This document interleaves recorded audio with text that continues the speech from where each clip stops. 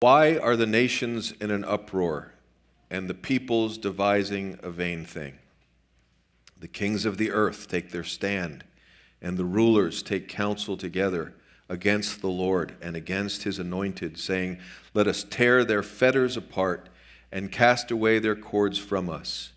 He who sits in the heavens laughs, the Lord scoffs at them. Then he will speak to them in his anger and terrify them in his fury, saying, "But as for me, I have installed my king upon Zion, my holy mountain. I will surely tell of the decree of the Lord. He said to me, 'You are my son. Today I have begotten you.'" And from John chapter 20. And so Simon Peter also came, following him, and entered the tomb. And he saw the linen wrappings lying there, and the face cloth which had been on his head, not lying with the linen wrappings, but rolled up in a place by itself. So the other disciple who had first come to the tomb and then also entered, and he saw and believed. For as yet they did not understand the scripture that he must rise again from the dead. So the disciples went away again to their homes. But Mary was standing outside the tomb, weeping. And so, as she wept, she stooped and looked into the tomb. And she saw two angels in white sitting, one at the head and one at the feet, where the body of Jesus had been lying. And they said to her, "Woman, why are you weeping?" She said to them, "Because they have taken away my Lord, and I do not know where they have laid him." When she had said this, she turned around and saw Jesus standing there, and did not know that it was Jesus. Jesus said to her, "Woman, why are you weeping? Whom are you seeking?" Supposing him to be the gardener, she said to him, "Sir, if you have carried him away, tell me where you have laid him, that I will take him away." Jesus said to her, "Mary." She turned and said to him in Hebrew, "Rabboni," which means teacher. And from 1 Corinthians 2 and 3. Yet we do speak wisdom among those who are mature, a wisdom, however, not of this age, nor of the rulers of this age who are passing away. But we speak God's wisdom in a mystery, the hidden wisdom which God predestined before the ages to our glory, the wisdom which none of the rulers of this age has understood, for if they had understood it, they would not have crucified the Lord of glory. For the wisdom of this world is foolishness before God. For it is written, he is the one who catches the wise in their craftiness. And again, the Lord knows the reasonings of the wise, that they are useless. The word of the Lord.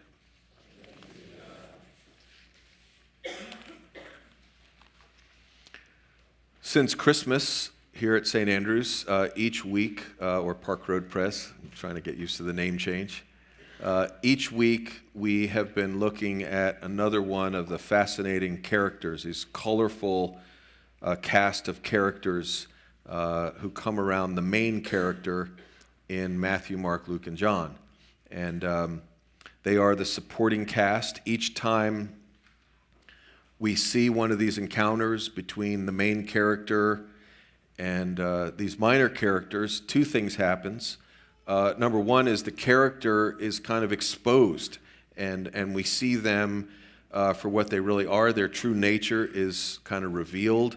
And you remember when Nicodemus came from the night in this kind of secret interview with Jesus, and Jesus gives him a little kind of a riddle about people coming in from the darkness into the light. And he's referring to himself as the light. When you come into my presence, he's saying, all your stuff comes out, and we see you for who you are. So we've learned something about the characters each week, but that really hasn't been the aim of the series. The second thing, and the main thing that we're seeking, is to learn more about the man at the center of the story. And each time we meet these characters in contact with Jesus, we're learning something more about him, and that's been our goal.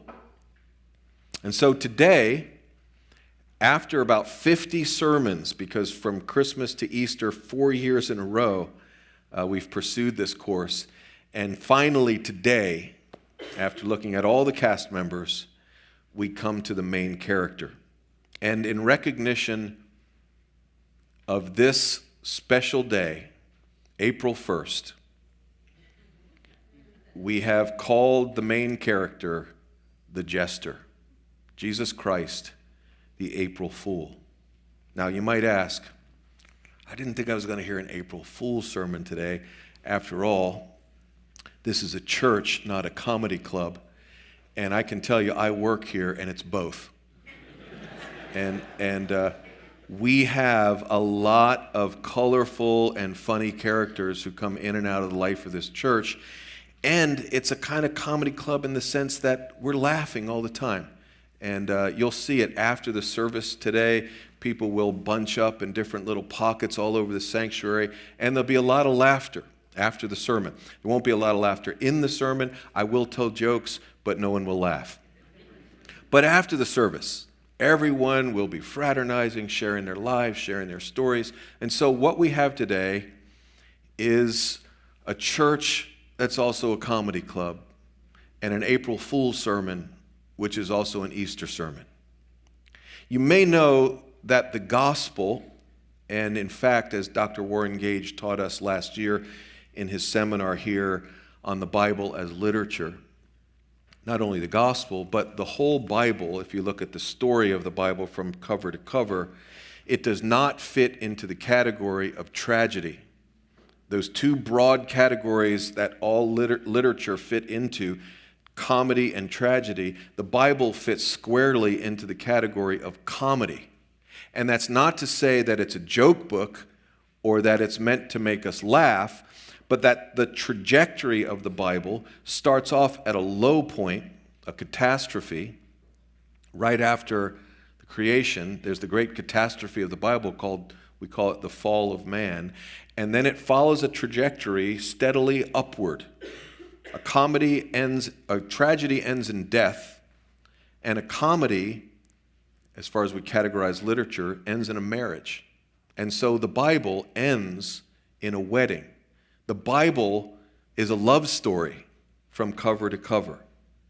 And today we look at these three passages as a way of bringing that focus together, the comedic trajectory of the whole Bible, how the whole Bible falls into the category of a love story. There's a cosmic problem, a revolt, where everything is messed up in the wake of it.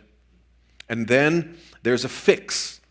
There's a very unlikely solution that is so foolish and so unexpected, it is almost completely unbelievable and absurd.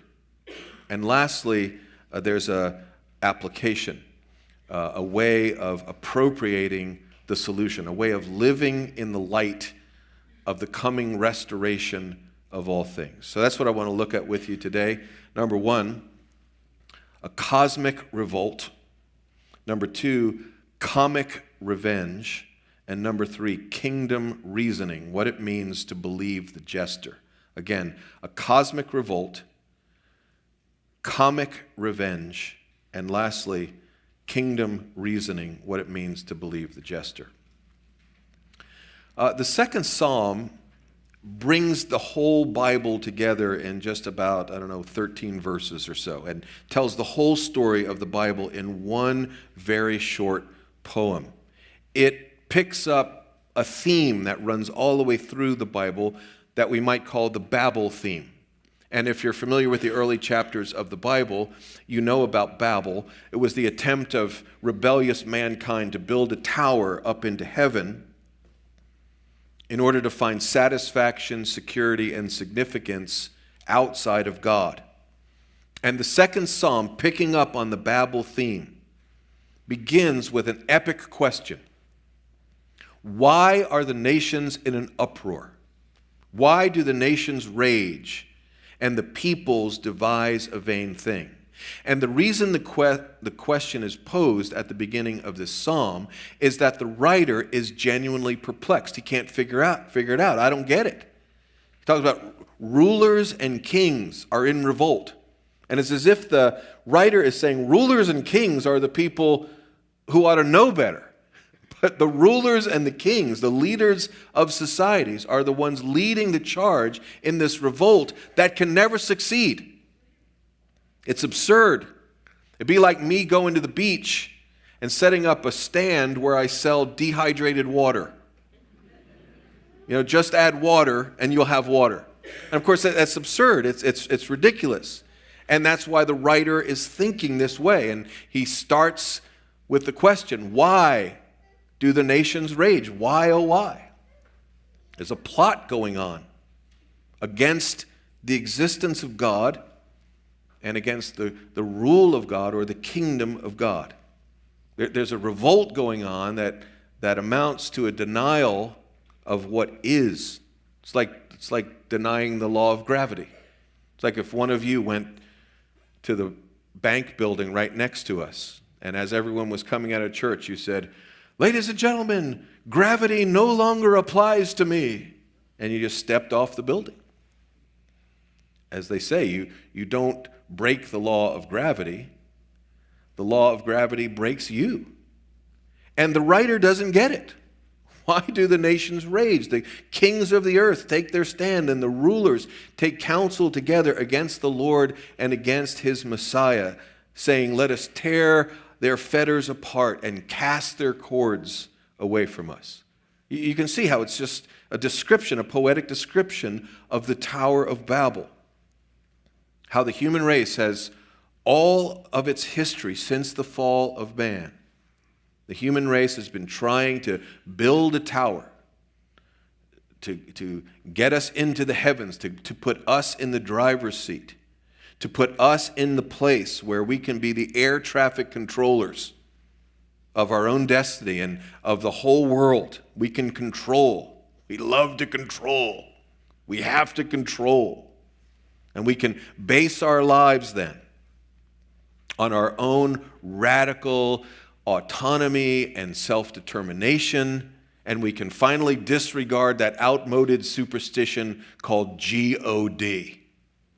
And as 21st century people, clothed and in our right minds, scientific and technologically advanced people, we can finally be authentic, grown-up, mature human beings. We can man up, and we can determine our own destiny apart from these ancient superstitions which are long been disproven.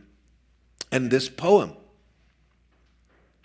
sort of diagnoses on a cosmic scale what each of us has from time to time experienced on a personal scale.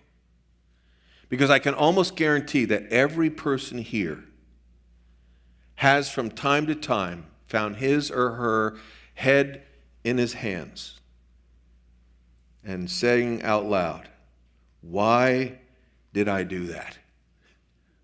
Why do the nations rage? And why do I rage? Why do I rebel against reality? Why do I seek autonomy from God when I know at a deep level that freedom is only found in God? Why do I seek security, significance, and satisfaction like a whale in the desert?" I've used this illustration before. I think I heard it originally from Tim Keller, but it just really rings my bell every time I hear it. Imagine a whale who said, "I want to be in charge of my own destiny. I want to be truly free. I want to be all that a whale should be. I want to live in the Sahara Desert." And you can imagine a picture of a great blue whale, so majestic and beautiful in the environment for which it was created, but now transferred into the Sahara Desert. And that wouldn't look like freedom and self-determination. It would only look grotesque and absurd. And yet, I want that. I want to be in control. I want to be free from reality. Why do the nations rage? And why do I rage?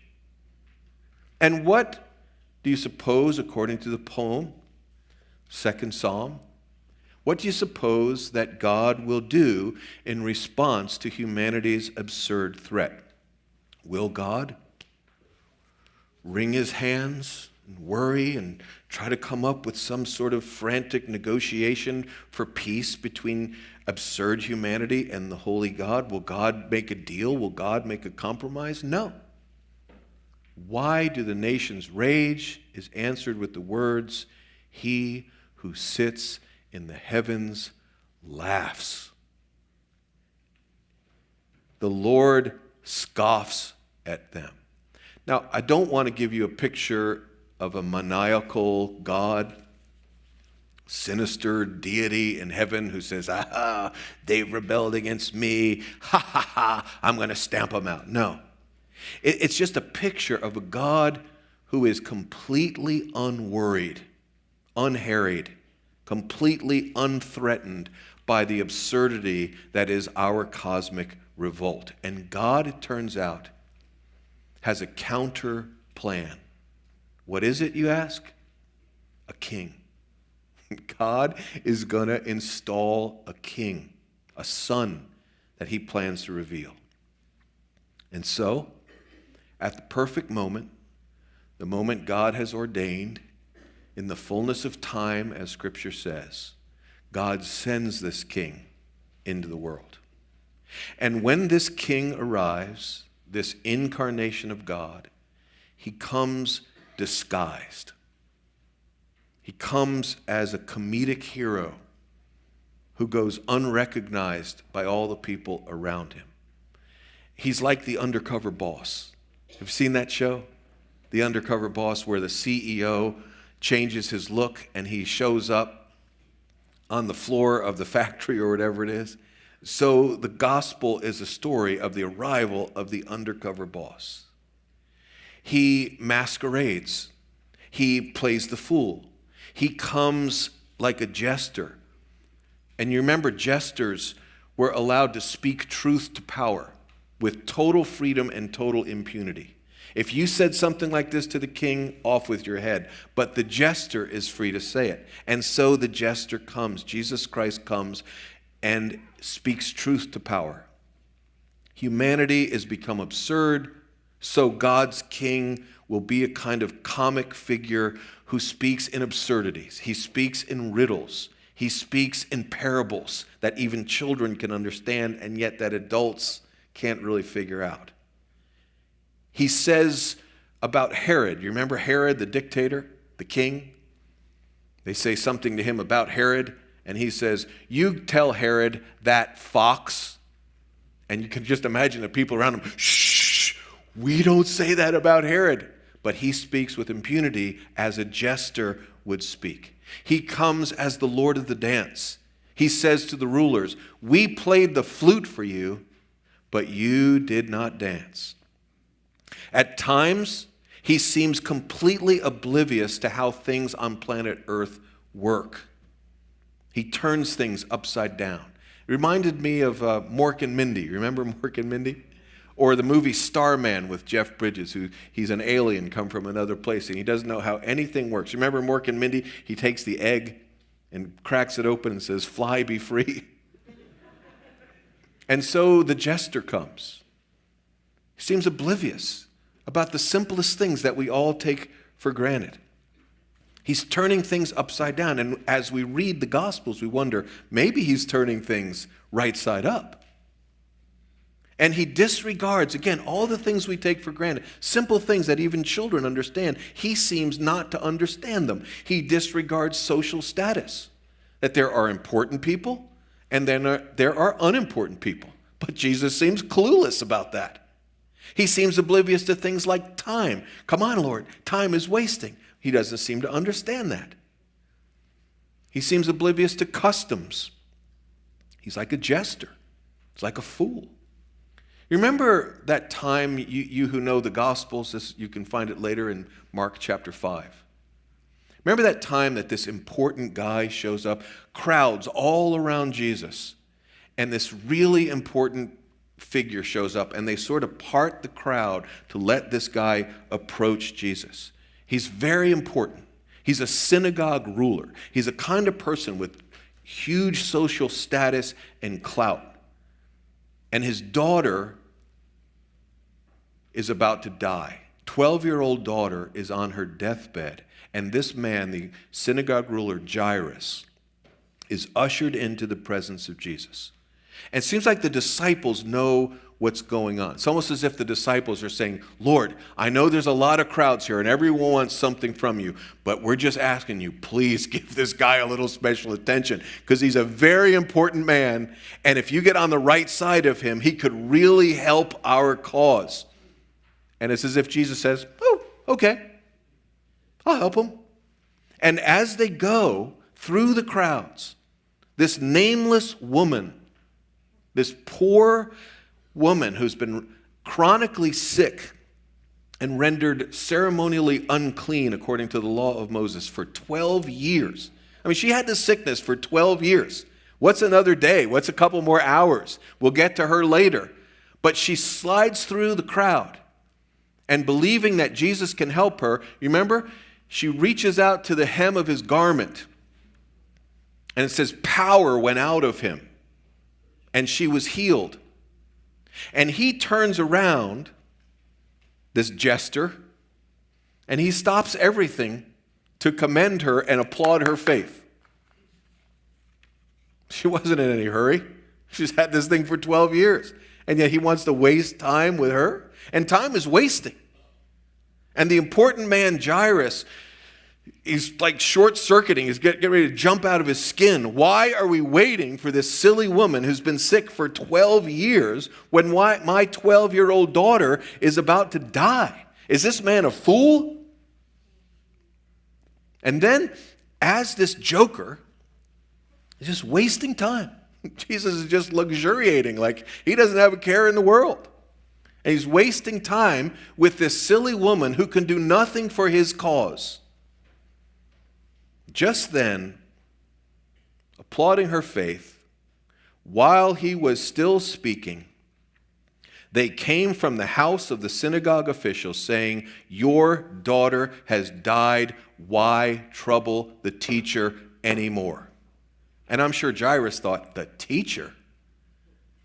The teacher? Only thing he taught me is how to fail. And the jester looks at the devastated dad, who's just heard the words that we all dread to hear more than any other words. It's too late. And the jester looks at the dad and says, "Psst, don't be afraid. Only believe." Are you kidding me? Only believe? Was this a joke? Didn't you hear the words? It's too late. My daughter has died. And then they arrive at the house. And how do they find the house? It's in an uproar. Why are the nations in an uproar? And this fool, this jester, has the nerve to ask, "Why make a commotion and weep? The child is not dead. She's only asleep." Quote, "Then they began laughing at him." Why do you think they laughed at him? Because that's what you do with a jester. And everyone is thinking, is this guy a clown? Who does this guy think he is? And then Mark finishes the story.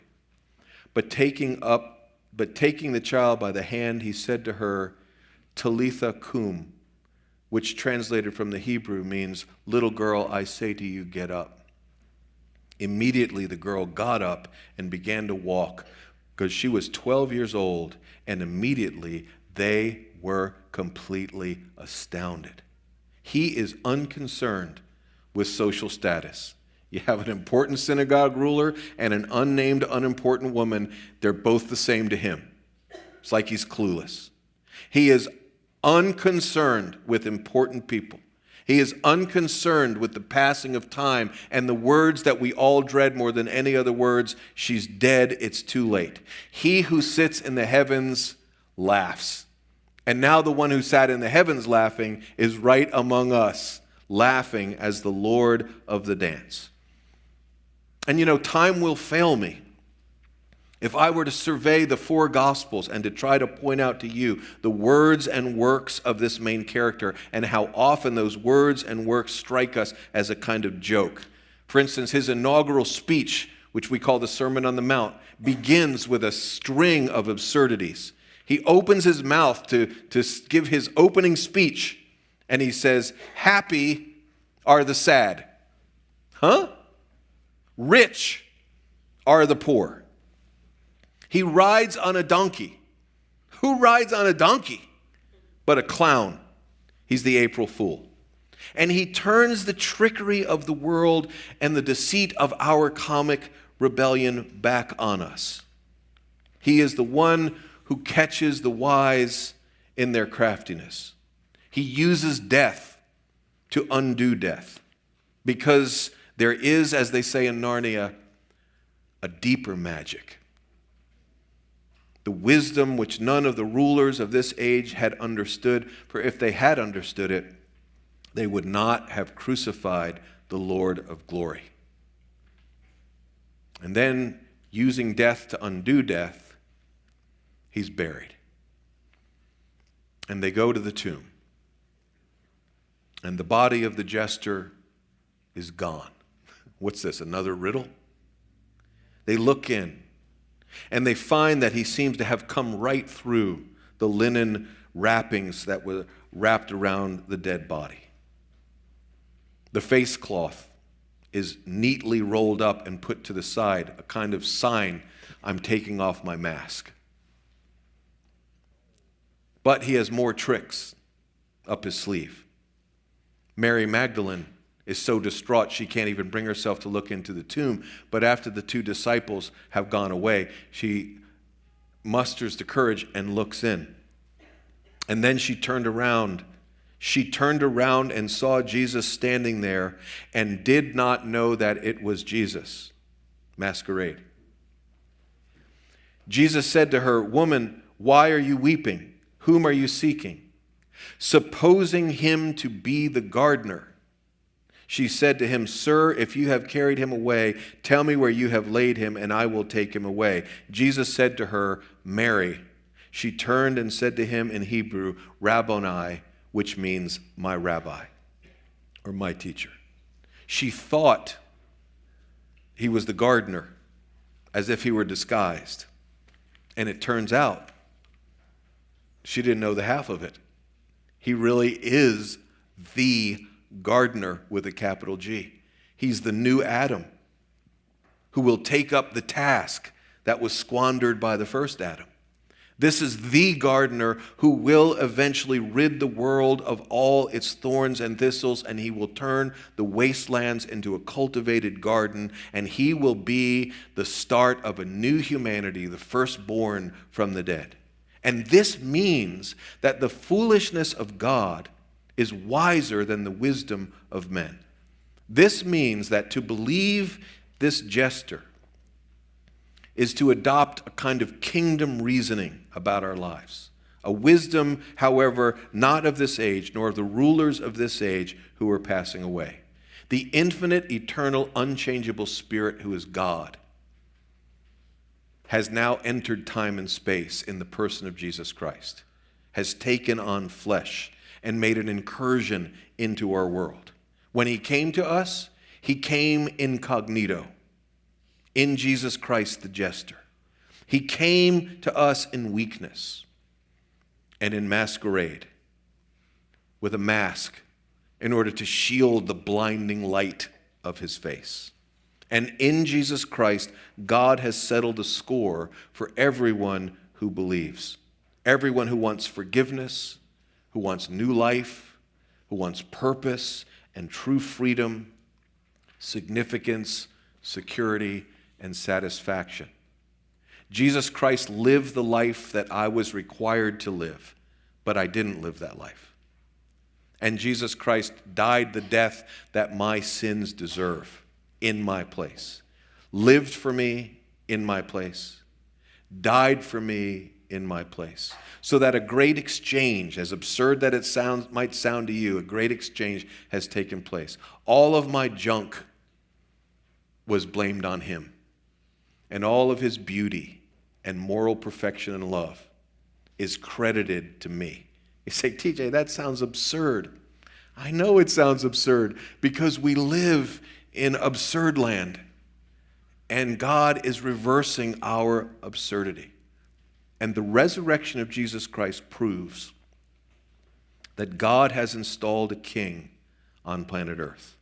In time, this king will render all earthly governments obsolete, and he will reign in an eternal and perfect rule. We will have a government that we will never complain about. Imagine that. The government will be on his shoulders. And I have to be honest to say that Christians differ in their opinions as to how this will all come to pass, but all Christians agree that it will come to pass because we've seen it. You say, TJ, where did you see it? The other world stepped into our world.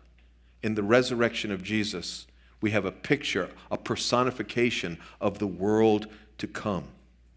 Right now, we live in this sort of wonderful and sort of absurd twilight where the new world has dawned, but the old world is still fading away, and we live in the middle of these two ages.